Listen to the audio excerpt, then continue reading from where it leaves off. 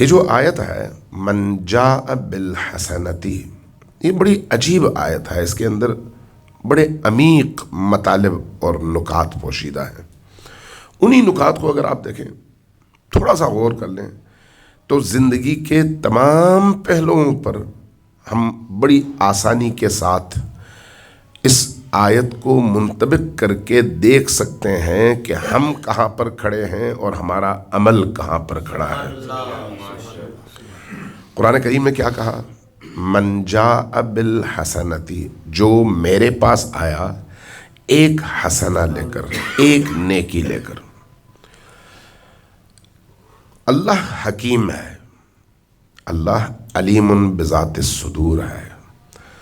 اللہ جب کوئی جملہ کہتا ہے تو اس جملے کے اندر جو لفظ استعمال کرتا ہے، اس لفظ کے استعمال میں بھی چونکہ وہ حکیم ہے، اس استعمال میں حکمت ہوتی ہے، لہذا غور کرنے کی ضرورت ہے۔ اللہ نے کہا من جاء بالحسنہ، جو ایک حسنہ لے کر آئے۔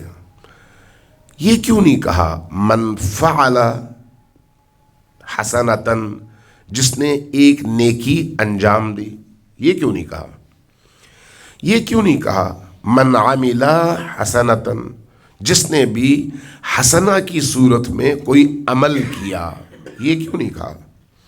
یہ کیوں کہا کہ من جاء بالحسنہ؟